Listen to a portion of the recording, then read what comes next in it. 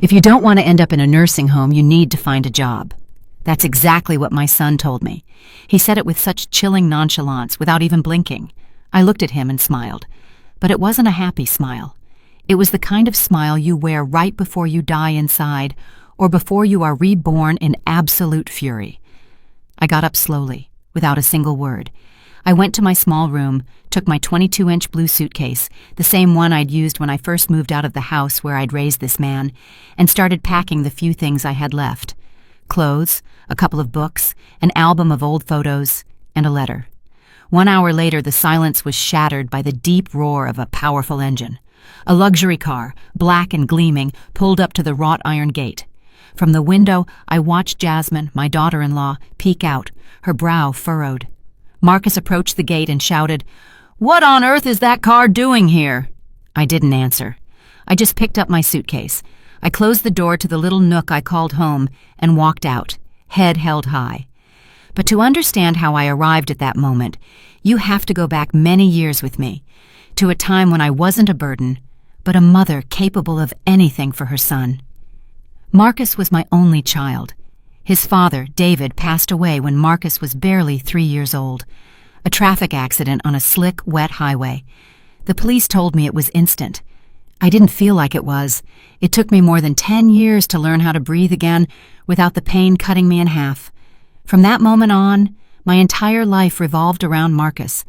I worked as a teacher at a public high school in the city, tutored students in the afternoons, and on weekends, I sold used books at the community flea market.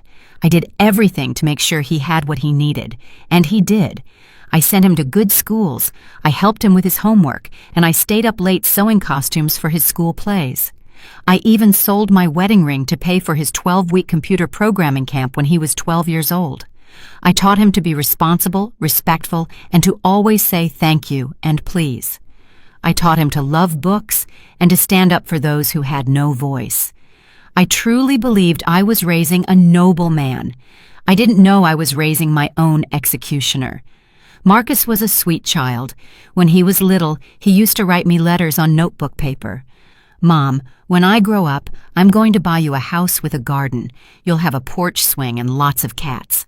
I used to cry reading them. I thought, all this effort is worth it. My son is going to be a good man, but time passes, and with it, promises fade.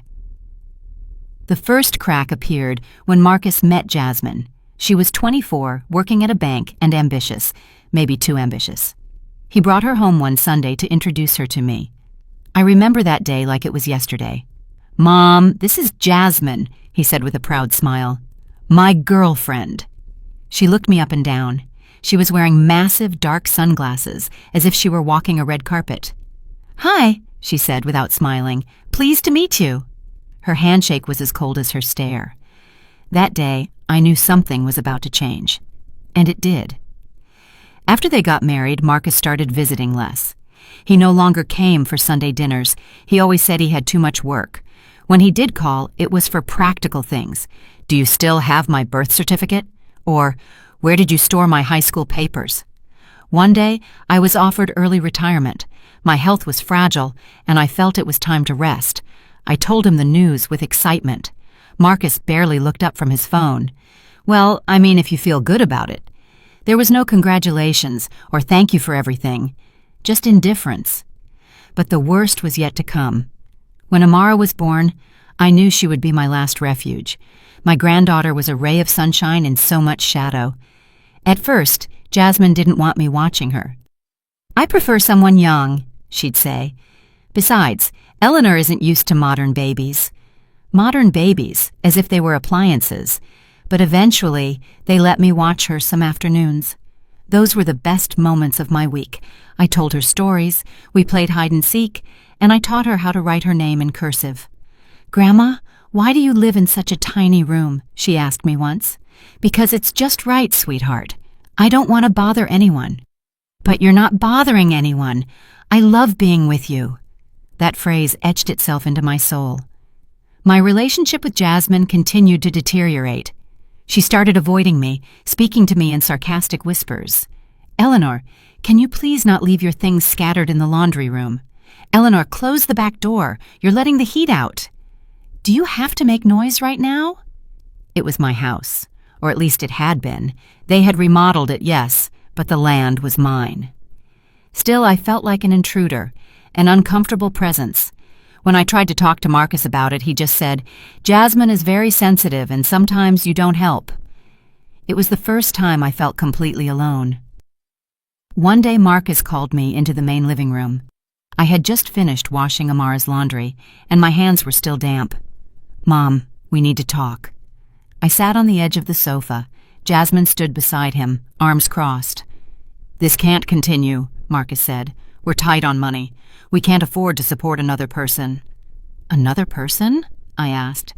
"I'm your mother, Marcus." "I know, but you're an adult, and you can make your own decisions.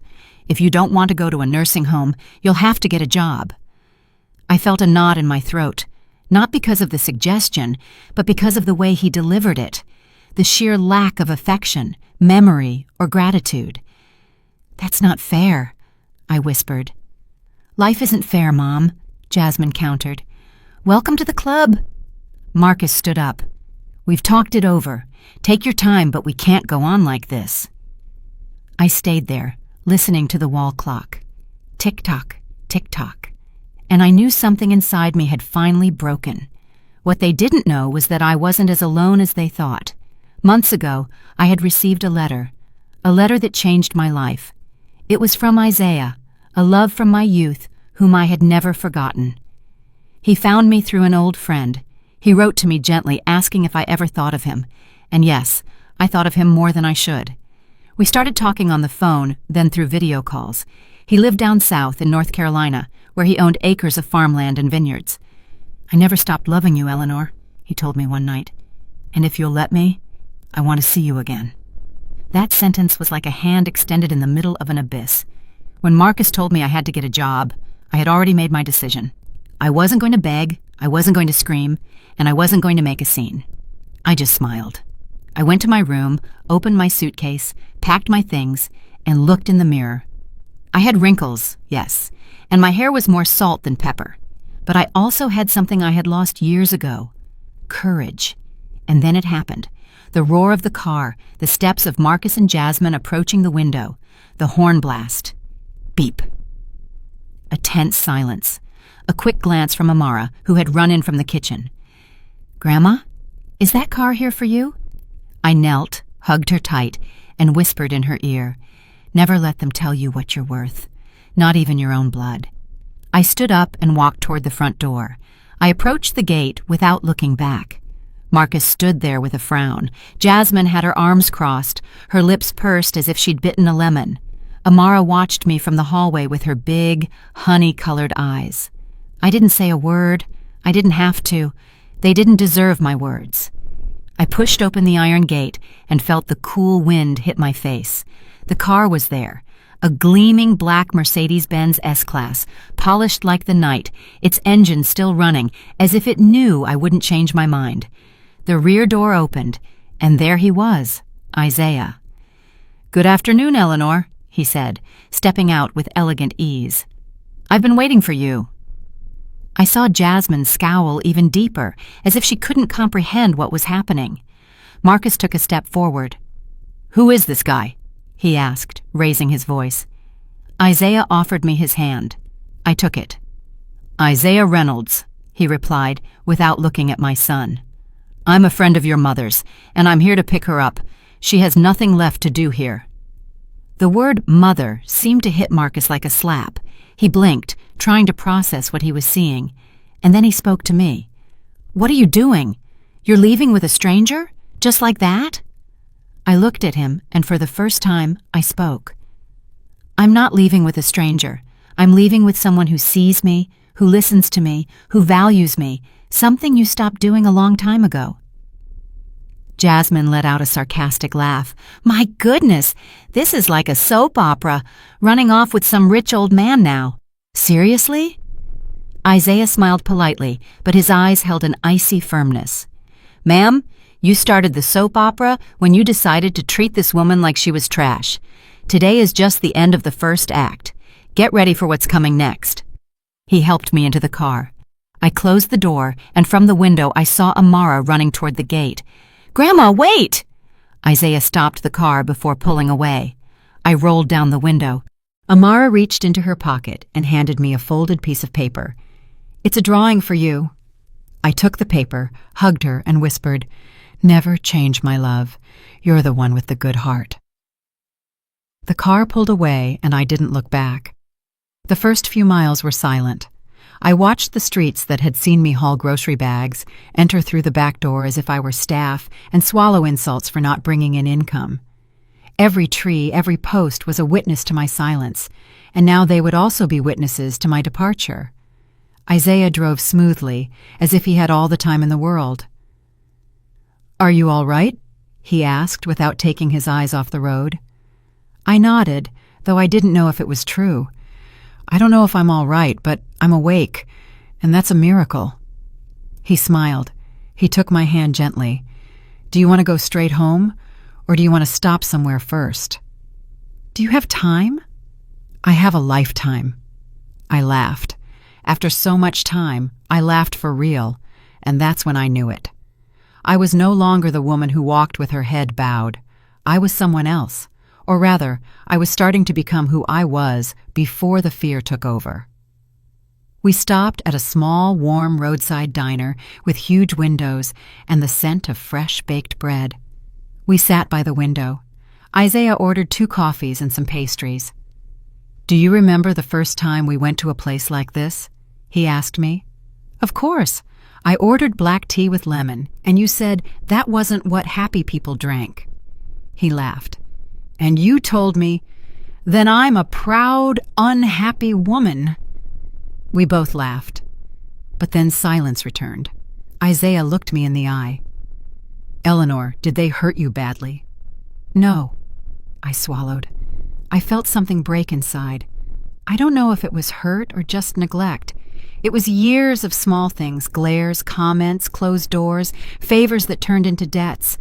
I was slowly fading away, Isaiah, like a candle that burns down without anyone noticing. "I noticed," he said, and in that moment, I burst into tears.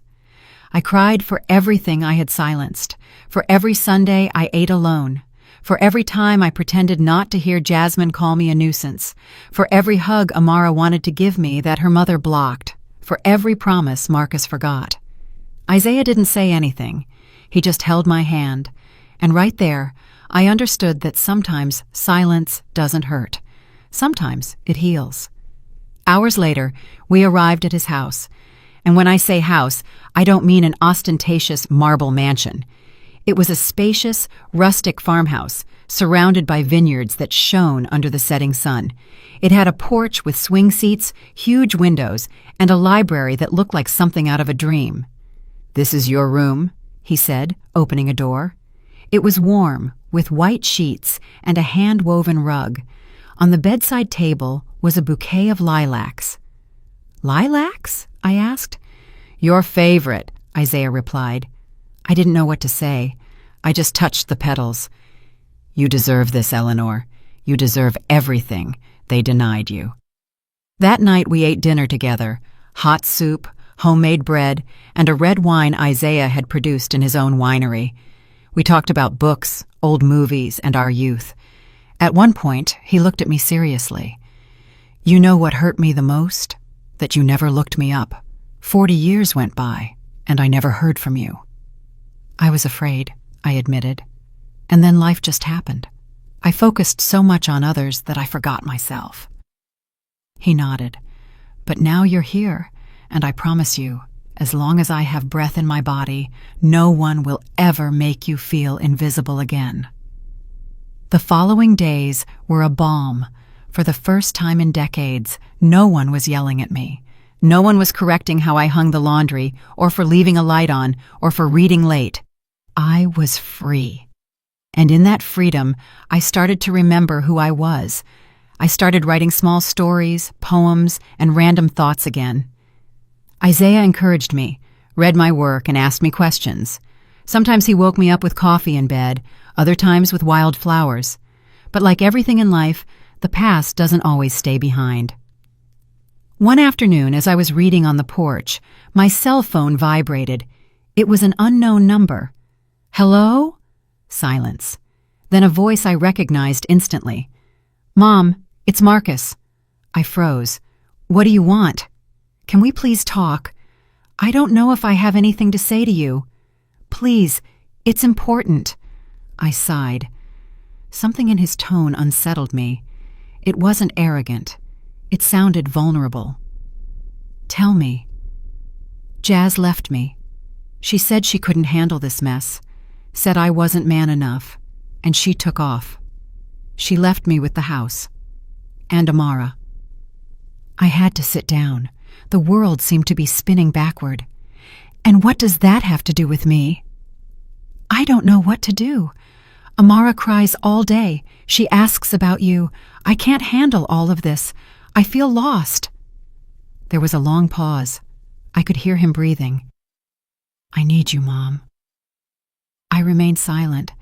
I had waited years for that phrase. But now it didn't hurt. It was just a rusty chain trying to latch onto me again. And then I said, I needed you too, Marcus, for years. And you weren't there. I know. I messed up. I was an idiot. Don't tell me. Show me. Because if you want me to come back, it won't be to that little room, and it won't be to your contempt. Marcus sobbed. I hadn't heard him cry since he was 6 years old. Can I come see you? I thought for a moment and said what I never thought I would say. Yes, but don't come alone. Who do you want me to bring? Bring Amara. She has every right to see me. You'll have to earn yours. The morning sun illuminated the vineyards, but my heart was torn between calm and anxiety. I had agreed to see Marcus, not because I trusted him, but because my granddaughter Amara deserved to know I hadn't abandoned her. Isaiah watched me from the porch as he drank his coffee. Are you sure you want to see them? I nodded, though I was shaking inside, not because of him, but because of her. Isaiah put down his cup, walked over, and stroked my cheek. Whatever happens, I'll be right here. You are not alone, Eleanor. Not anymore. I took a deep breath, and I waited. At 11:30, the same family car that had seen me silenced so many times pulled through the wooden gate. Marcus got out first. He was no longer the arrogant, haughty man of weeks prior. Dark circles under his eyes betrayed sleepless nights, and his wrinkled shirt seemed to hang loose on his body. Amara got out next. She ran to me without a second thought. Grandma! I hugged her with a strength I didn't know I had. Her hair smelled like almond soap, and her body trembled with emotion. I thought you didn't want to see me anymore, she whispered. Never, my love. Never think that again. Marcus watched us from a few feet away, unsure what to do with his hands or his guilt. Can we talk? He finally asked. I looked him straight in the eye. 10 minutes, that's all. We sat on the porch. Isaiah discreetly took Amara inside and offered her juice and cookies. Through the window, I saw her telling him something, moving her hands like wings. My granddaughter was happy, and that gave me strength. Marcus sat across from me. He fidgeted uncomfortably, as if the seat were burning him. I don't know where to start, he said. Then don't start. Just be clear. He swallowed. You're right about everything. I failed you. I allowed things I never should have allowed. I let Jazz humiliate you, make you feel like a burden, and I ignored it.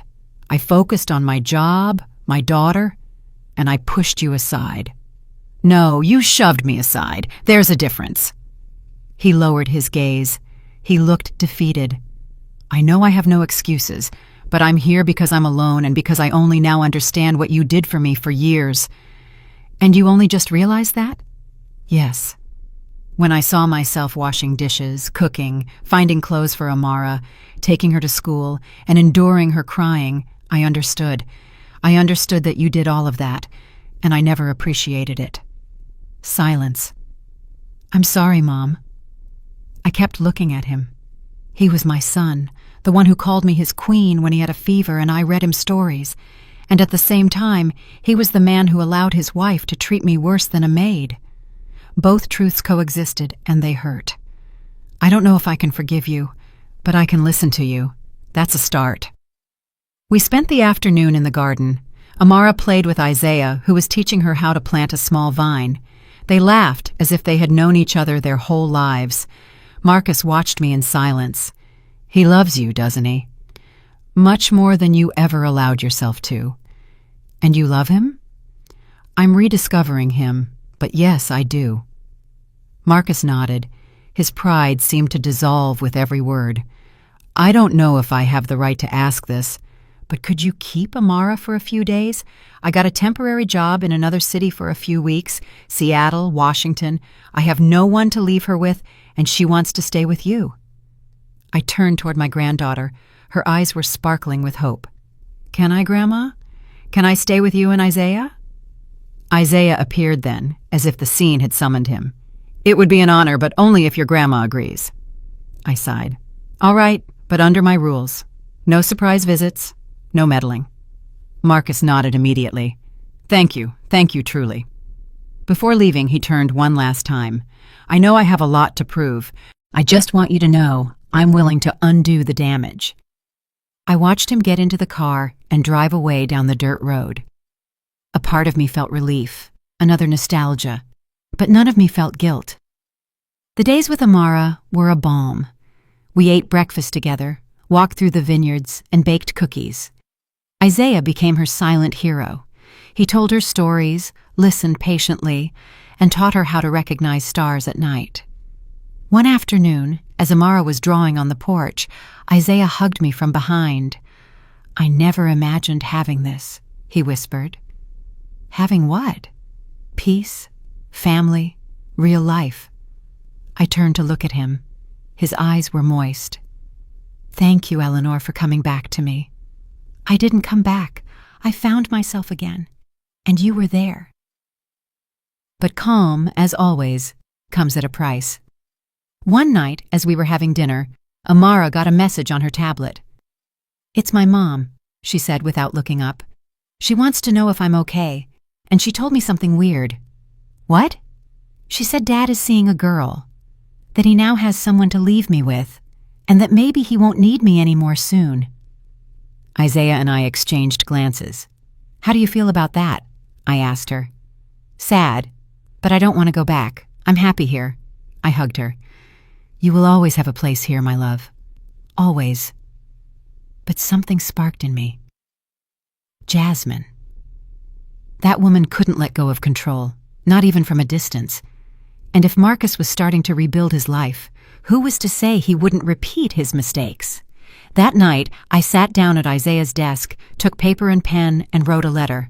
Dear Eleanor, for years you allowed others to decide your worth, to label you, to hide you.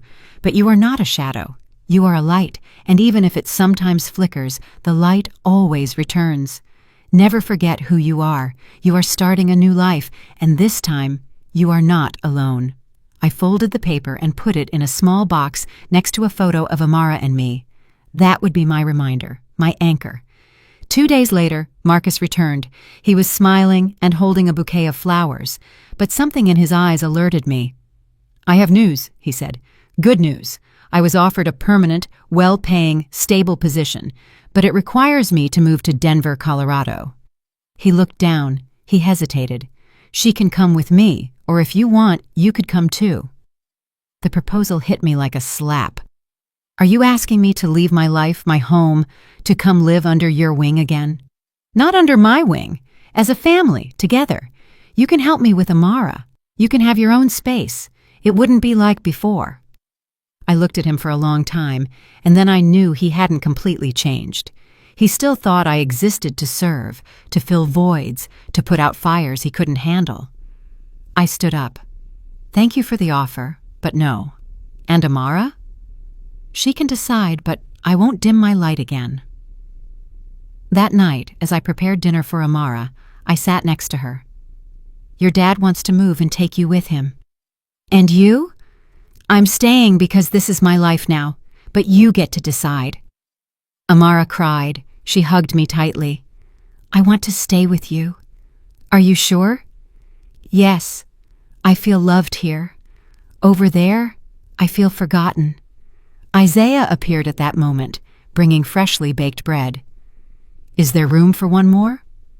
Amara smiled, and for the first time, I knew we were okay, that we had broken the cycle. The morning began with the chirping of birds and the scent of coffee that Isaiah was brewing. Amara was still asleep in the room we had decorated together, full of soft colors and storybooks. It felt like a dream to have built this refuge, this home where love wasn't a debt, but a choice. But dreams, I knew well, could be fragile. Isaiah approached me with 2 cups in his hand and an expression that made me frown. "This came for you," he said, handing me a beige envelope with no return address. I took it cautiously. It wasn't unusual for a neighboring winery to send invitations to events, but when I opened it, I realized it wasn't that. It was a formal letter, cold and precise. This serves to inform you that Ms. Jasmine Holloway has initiated legal action for full custody of the minor child, Amara Hayes, alleging improper retention, emotional manipulation, and an unfit environment for child development. I felt the ground open beneath my feet. "What is this?" Isaiah asked, worried by my paleness. "Jasmine is accusing me of kidnapping my granddaughter." Isaiah read the letter, his jaw tightening. "It's a dirty play, but I'm not surprised. I knew something like this might happen." "What do I do now?" I asked, feeling vulnerable for the first time in weeks. "We call someone. I know a guy, a retired lawyer, but a very good one, Victor Sterling. I'm going to tell him everything." That same afternoon, Victor came to the farm. A man in his late 60s with a calm voice, firm hands, and a sharp gaze. He listened to my story without interrupting, taking notes, observing, and analyzing every detail. "They have a child in common, but the mother is using the system to manipulate the situation," he concluded. "This won't be easy, but we have a case." "Can she take Amara away from me?" I asked, my voice cracking. Victor took a deep breath. "Only if Amara wants to go with her, or if she can prove you're unfit. But from what I see, there is nothing here that indicates danger. On the contrary, Jasmine can lie. She's done it before. And we're going to tell the truth and prove it." I felt supported. For the first time, someone was talking to me about justice, not resignation. That night, the 3 of us ate dinner together. Amara noticed something different in the air. "Did something happen?" she asked, stirring her noodles with her fork. I looked her in the eyes. I didn't want to lie to her, but I didn't want to burden her with worries that weren't hers. "Your mom wants to see you, and she's a little upset because you didn't go back with her." Amara looked down. "She's mad because I want to stay with you." "Maybe, but it's not your fault. You have the right to choose where you feel happy." She got up, hugged me tight, and whispered, "I don't want them to take me away from here." And my heart broke. Isaiah took her to bed. When he came back, he found me on the porch, smoking a cigarette after years of quitting. "I don't want to lose everything again," I told him. "You won't lose anything. Now you have someone who supports you, and you are not alone, Eleanor. This time, we're going to fight together." He was right. The following days were a whirlwind of hearings, social worker visits, and psychological interviews. Amara responded with unexpected maturity. She firmly stated that she felt cared for, loved, and respected in our home, and that in her previous house, no one listened to her, and her mother was always absent or in a bad mood. The psychologist wrote a clear report. The minor expresses a strong emotional bond with her grandmother, Eleanor Hayes, with whom she reports feeling protected, understood, and happy. No emotional manipulation was detected. It is recommended to preserve the stability of the current environment. When Victor read it to me, I couldn't help but cry. It was the first time a legal document had stated something I already knew. Amara wasn't being held. She was safe. Days later, we were called to the courthouse. Jasmine arrived, impeccably dressed, with her lawyer and her mask of a dethroned queen. I arrived with Victor and Isaiah, my heart racing. Amara did not attend, per the judge's recommendation. The judge read the reports and listened to the lawyers. The tension was palpable. "Miss Jasmine Holloway," he finally said, We find no grounds to revoke the temporary custody granted to Ms. Eleanor Hayes as a provisional caregiver. The minor has clearly expressed her wishes. Therefore, custody will remain as is, and scheduled supervised visits will be established for you." Jasmine gritted her teeth. Her lawyer put a hand on her arm to calm her. "This isn't over," she told me on her way out. "You don't know what I'm capable of." I looked at her with a peace she couldn't understand. "Yes, I do. That's why I'm not afraid of you." That night, we had a special dinner. Isaiah cooked his famous meatloaf. Amara made an improvised cake with frosting and cookies. We laughed as if we had defeated a dragon. In a way, we had. After tucking Amara in, Isaiah and I sat on the porch. "You were a lioness today," he said. "I felt alive today for the first time in a long time." He took my hand and kissed my fingers. "I love you, Eleanor, just as you are, and I want everything with you." I looked at him, my chest filled with something new, not gratitude or dependence, but love, free and chosen. I never thought love could feel like this after so many years, after so many wounds. With Isaiah, it wasn't just companionship. It was freedom. It was knowing that someone looked at me and truly saw me. For weeks we lived in a tense calm. Jasmine's threat seemed to have evaporated after losing in court, but deep down, I knew she hadn't given up. That woman didn't know defeat. She only knew how to hide and attack again. And that attack didn't take long. It started with small signs. One day, the principal of Amara's school called me. "Ms. Hayes," she said in a worried tone, "we received a request for a change of legal guardian. It says you are no longer authorized to pick up Amara." The request came signed by Jasmine Holloway, but it has no judicial backing. Of course, we won't allow it, but I'm notifying you because this is serious. I hung up, my hands shaking. I sat on the edge of the bed with a sense of absolute vulnerability. Isaiah, seeing me, knelt in front of me. "Her again." I nodded. "She's trying to slowly remove me from Amara's life, from the background. She won't succeed, but we'll have to be alert." That night, I spoke with Victor. He confirmed my suspicions. Jasmine was appealing the ruling, but not just that. She had made false claims of psychological abuse and social isolation. The most serious part, she had hired a private investigator to follow me. There were photos, videos, even screenshots of my social media. "This is no longer just a legal issue," Victor said. "It's a personal attack. She wants to destroy you." "And can I do something?" "Yes, we can counterattack, but we have to go all in." I sighed. I looked out the window. Amara was playing with Isaiah in the garden, blowing bubbles. Her laughter was so pure that it hurt to imagine it being extinguished by her mother's shadow. "Then we'll fight," I said. "For her and for me." Victor nodded. "And this time, we're going to expose her." The following days were a whirlwind. We gathered evidence of everything. Calls, audio recordings, messages. Jasmine had threatened to kick me out if necessary. She had yelled at Amara on the phone, calling her ungrateful. She had even lied about her job, declaring false income to avoid sharing maintenance costs. Victor prepared a complaint for defamation, judicial harassment, and emotional distress. But just when we felt we were in control, something happened that chilled me to the bone. One evening, Amara didn't come home from school. Her teacher confirmed her mother had picked her up because it was her visitation day, but that visit was not authorized. I panicked. I called the school, Victor, Isaiah. No one knew anything. I dialed Jasmine's number, switched off. It was 3 hours of hell until I received a message. "Amara is fine. She just needed to be with her mother. I'll let you know when I bring her back." It didn't say where they were or when she would return. Just that. Isaiah held me tight while I trembled like a leaf. We called the police and filed a report. I didn't sleep that night.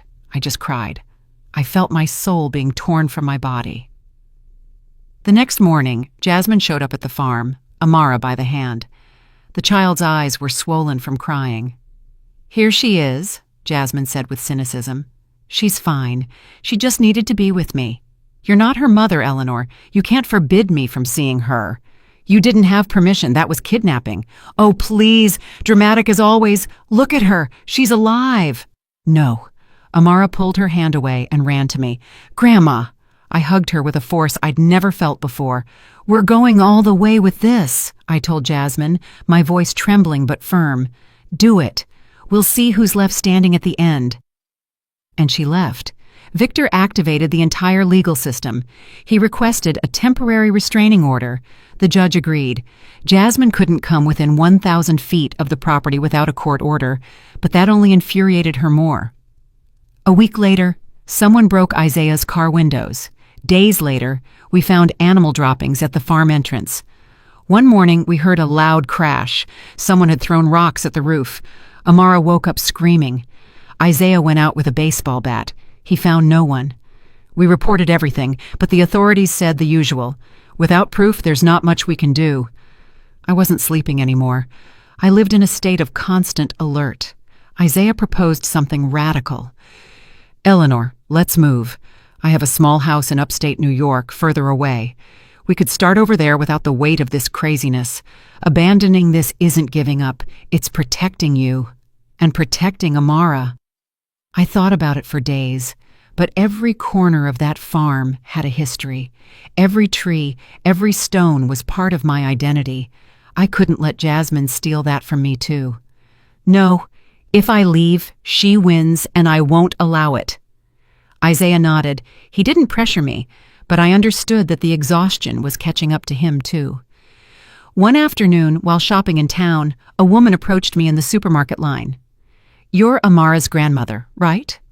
Yes. I heard your daughter-in-law reported you for abuse. They say the child isn't going to school. Is it true? I felt a pit in my stomach. That's a lie. Well, you know how people are. Some folks shouldn't be raising children. I left without buying anything. The smear campaign had begun.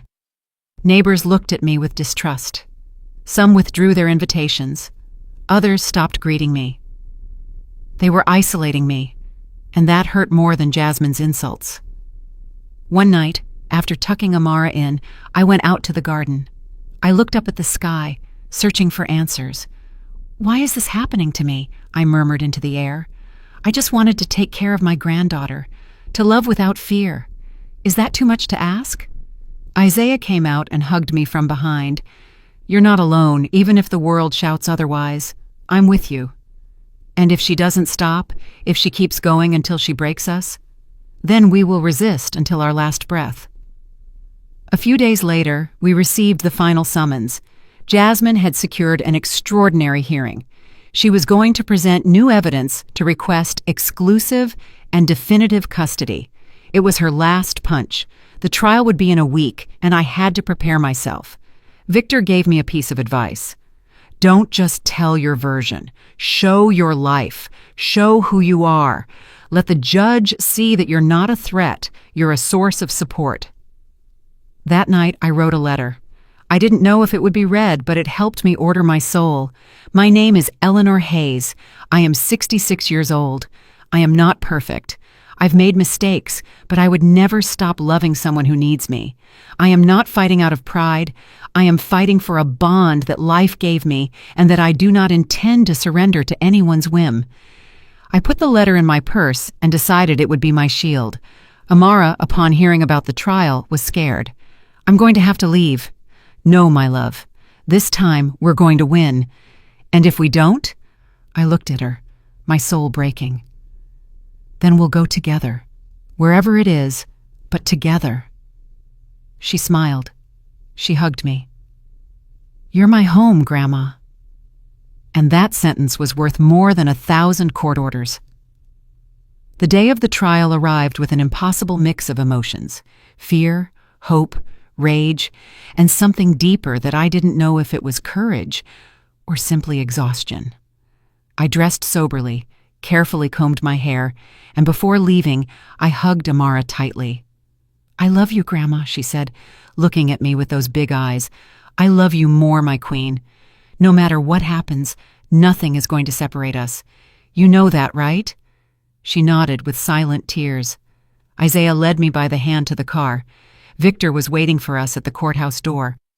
"Today, we won't just be defending you," he said. "We're going to show who Jasmine really is." We entered the courtroom. There she was, impeccable, in a tight black dress, hair pulled back, perfect makeup, a mask.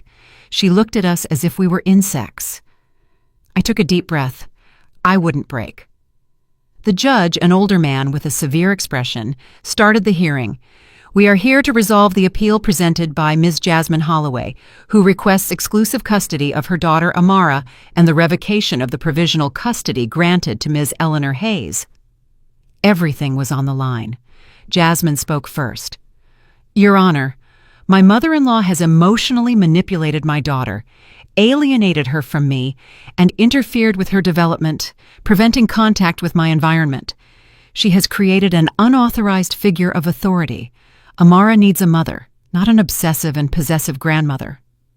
Her words hurt, but even more painful was that she said them in a trembling voice, as if she truly believed she was right. She presented out-of-context videos, one where Amara told me she didn't want to see her mother, another where I called her my baby. Victor stood up. "With all due respect, those fragments show nothing illegal or inappropriate.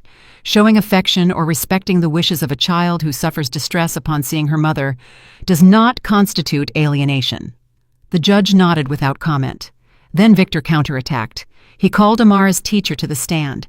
She testified that the girl had often arrived at school crying after visits with her mother, that she had shown fear, and that she once told her, "My mom yells at me if I talk about my grandma." Jasmine denied everything, feigning indignation. Next, a neighbor took the stand, a brave older woman who had heard Jasmine screaming when she came to pick up the child. "It's not right," she said. "Eleanor raised that child with love. That girl, the mother, only shows up to cause trouble." Then Victor requested that the testimony of Amara, recorded by the court psychologist, be heard. The courtroom fell silent. "My grandma takes care of me. She reads me stories. She hugs me when I'm scared. With my mom, I get scared. I don't want to live with her." The words were soft, but the impact was brutal. Jasmine turned pale. Victor concluded powerfully. "We are not asking to take away her right to be a mother, but we are asking that the minor's well-being be prioritized and that well-being, without a doubt, is with Eleanor." Finally, the judge allowed me to speak. I stood up with the letter in my hand. "Your Honor, I did not come here to fight out of pride. I came because I could not stand idly by while a child was torn from her only safe haven." I read the entire letter. Every word came from the depths of my soul. "I am not perfect, but I have given everything for Amara. I have protected her with my body, my time, and my love. I do not ask for recognition. I only ask that I be allowed to continue caring for her as she needs, as I need." When I finished, the judge lowered his gaze. The room was silent. He sighed, paused for a long time, and then spoke. "This court rules that the provisional custody granted to Ms. Eleanor Hayes shall be maintained and made permanent. The biological mother will maintain a supervised visitation schedule and must begin a therapeutic process before requesting any future modification." I felt the world stand still. Isaiah squeezed my hand. Victor smiled, and Jasmine remained motionless, as if she couldn't comprehend what had just happened. The judge added, "This court also recommends that the plaintiff refrain from making unfounded legal actions or smear campaigns under penalty of more severe sanctions." We had won. Outside the courthouse, Amara was waiting for me with Isaiah. When she saw me, she ran toward me with a huge smile. "Can we go now?" "Yes, my love, we are free now." I hugged her. I felt her heart beating against mine, and I knew that no matter what happened, nothing could break this bond. Jasmine came out minutes later. She looked at me with pure hatred. "Enjoy your victory. It won't last." "It's not a victory," I said calmly. "It's justice. This isn't over, you ridiculous old woman." "It already is, even if you won't accept it." She turned and walked away with furious steps. I watched her disappear into the crowd. For the first time, I didn't feel fear. I felt pity, because she had lost everything out of pride and didn't know how to love. The following days were a tense calm. I kept looking over my shoulder, but Isaiah convinced me to install cameras on the farm. We also hired an extra lawyer for any eventuality. Little by little, the community started to warm up again. Some apologized, others just stayed silent, ashamed. But I didn't hold a grudge. I just wanted to move forward. Amara returned to her classes happily. She started drawing again, singing, and playing without fear. I started smiling again, too. Isaiah and I shared long afternoons in the garden. We talked about life, the future, and the love that had arrived when we least expected it. One afternoon, as we watched the sunset, he took my hand. "I love you, Eleanor. And I love you. Will you marry me?" I looked at him incredulous. "Are you crazy?"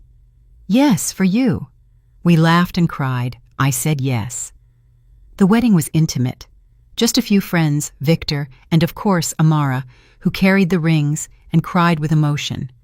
I never imagined wearing white again, but I did it not for tradition, but as a symbol of rebirth. Inside me, there were no longer any ruins, only seeds of something new. A few months later, a black van stopped in front of the farm. Amara and I were planting flowers. Isaiah was reading the paper under the porch. A man in a suit got out of the vehicle. "Ms. Eleanor Hayes?" "Yes. I'm from Horizon Publishing. We have a proposal for you. The judge shared your letter with us in a legal forum. It moved us deeply. We would like to publish it, and if you are willing, accompany it with your complete story." I was speechless. My story. "Yes, we believe many women need to read it, to see that they can resist, that they are not alone." Amara squeezed my hand. Isaiah approached, smiling. "What are you going to tell him?" "Yes," I said, "because I'm no longer afraid to tell people who I am." I accepted the publishing proposal without knowing exactly what I was getting into. I had never written anything longer than a grocery list, but when I sat down in front of the blank notebook, the words began to flow as if they had been waiting for years for their turn to breathe. The first sentence I wrote was, "My name is Eleanor Hayes. They told me I was old, that I was a nuisance, that I should be quiet, but one day I decided to stand up." For weeks, I dedicated every morning to writing, remembering, crying, and healing. The pain turned into paragraphs, the rage into chapters, and the loneliness into a voice. Victor helped me organize the facts. Isaiah corrected my spelling errors with infinite patience. Amara sometimes sat beside me and said, "Are you telling the part where you saved me, Grandma?" "Yes, my love, but I'm also telling how you saved me." The book was published 6 months later with a title that left no room for doubt. If you don't want to end up in a nursing home, get up. The cover showed a silhouette of a woman with a suitcase in her hand, standing in front of an open gate. I didn't expect it to sell much. I thought a few women in some community library would read it, but the unexpected happened. It went viral. Social media was flooded with quotes from the book. Women of all ages began sharing their stories. Some wrote me letters. Others sent me audio messages in tears. One even drove from another state just to give me a hug. "Your story made me go back home," she told me. "It made me apologize to my mother. It made me understand everything I didn't want to see." I couldn't believe it. One day, a television host called me to invite me to an interview show. "We want you to come and tell your story live. It's inspiring. You're changing lives." I hesitated. I didn't like exposure, but Victor insisted. "You have to go, Eleanor. Not for yourself, but for all those who are still silent." I went, entering the studio trembling. The lights, the cameras, the microphones, everything seemed overwhelming. But when the host greeted me warmly, something in me calmed down. "Eleanor," she said, "thousands of women are watching this.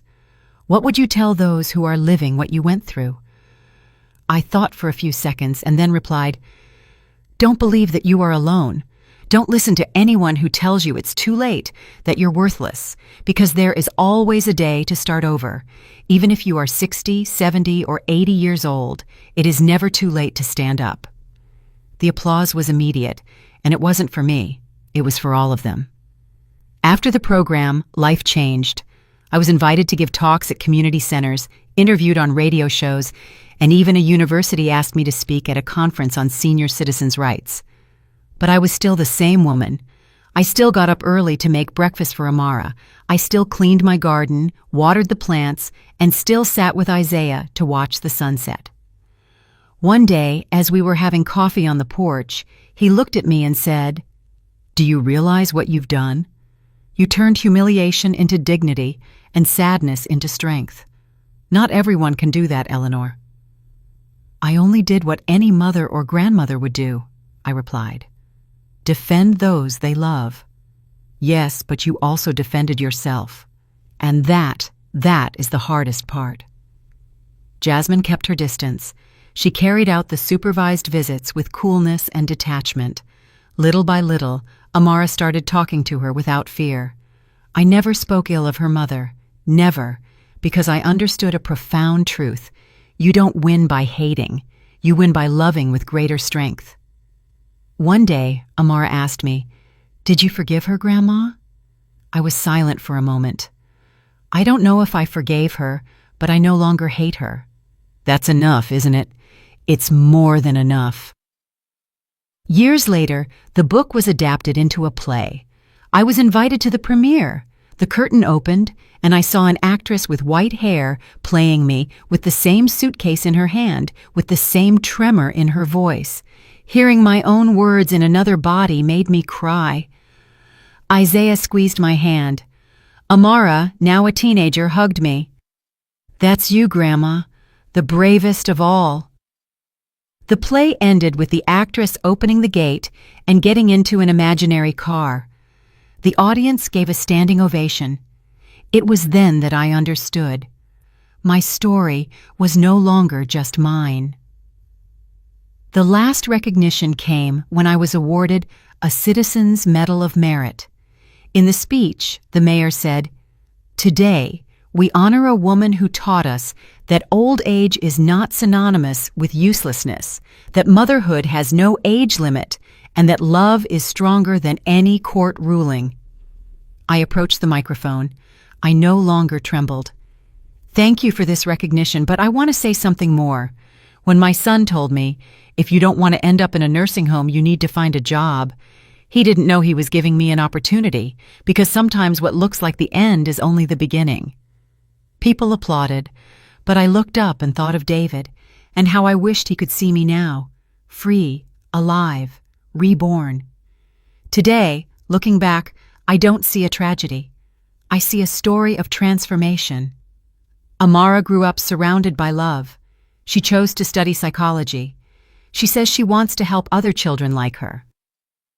Isaiah and I continue walking together, growing old hand in hand, laughing at our wrinkles and our clumsiness. My house filled with books, flowers, and visitors. Many women come to tell me their stories. Some bring me homemade pies.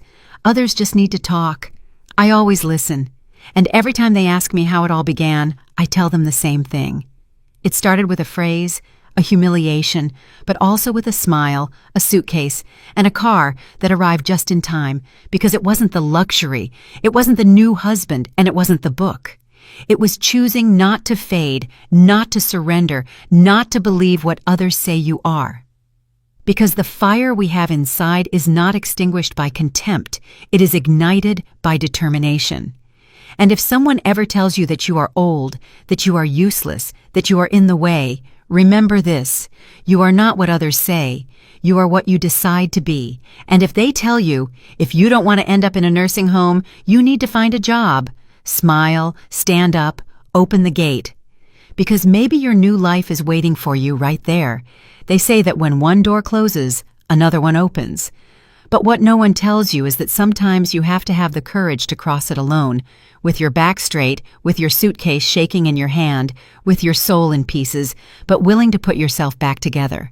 I crossed that door, and on the other side, there were no easy promises, no immediate comfort. What I found was uncertainty, silence, and a freedom that scared me.